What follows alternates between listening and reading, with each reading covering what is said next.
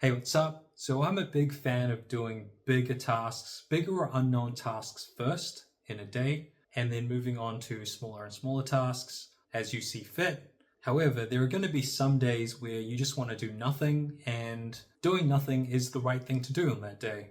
There are also other times where you have to work up to the bigger tasks just for whatever reason. Maybe you're not feeling it that day. Maybe you just need to build a little momentum. So you start with a smaller task, tick that off, move on to maybe a slightly bigger task, tick that off, and then you can kind of build up some more confidence, build up some energy, build up some momentum, and get to some slightly bigger tasks to wherever you get to, because sometimes there are going to be caps. Why do I bring this up?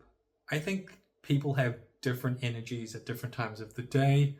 For myself, I think I'm most energetic and I have the most focus in the morning, and then my energy levels, my focus starts to wane throughout the day, and then I'm tired by nighttime.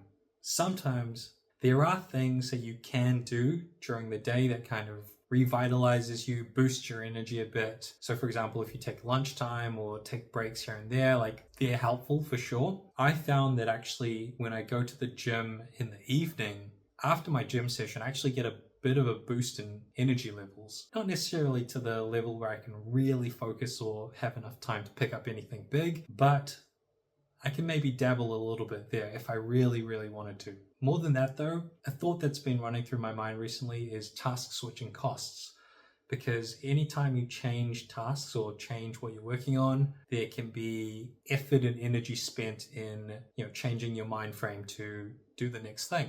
There are things that you can switch to or switch from and switch to that take more effort than other things. For example, if you're in a lazy mood, you're watching TV, you've just had dinner, you're kind of chilling, you're relaxing. I don't know if passive state is the right word, but you're in a passive state. And for you to go from that relaxed state to active, focused, being productive can be challenging because you're jumping from this end of the day rest energy into go-getter energy. So that can be a lot of effort. That can be a high gradient.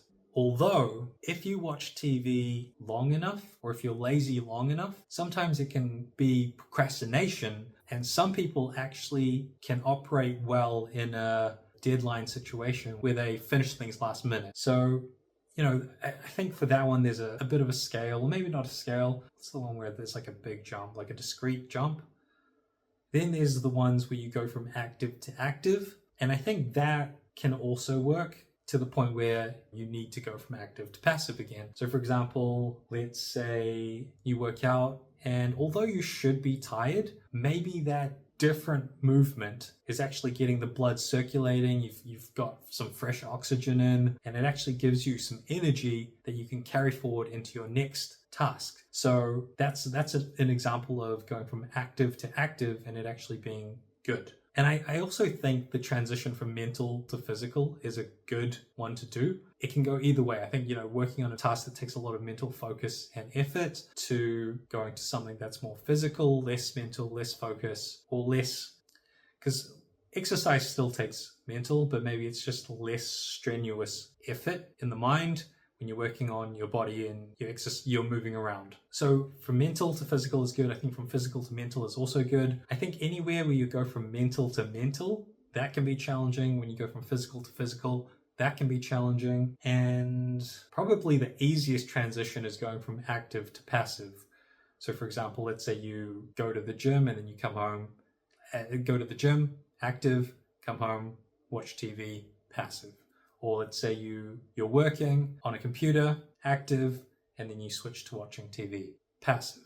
I don't know if I've covered all the combinations, but those are a few, if not all. But yeah, so there are task switching costs. Some are more expensive than others. I think it's worth, if it sounds like something new and something you haven't really thought a lot about, it's worth paying attention to it, because if you order things right and you can figure out what works for you, it can be very useful to have those tools and tricks. So for example, if you're not feeling so energized, but you've been working a lot mentally on a desk, then maybe going out for a walk or something, despite feeling like it's taking you away from this mental workload, it might be just what you need to take a step away from the mental workload and then come back to it with fresher eyes or a fresh take.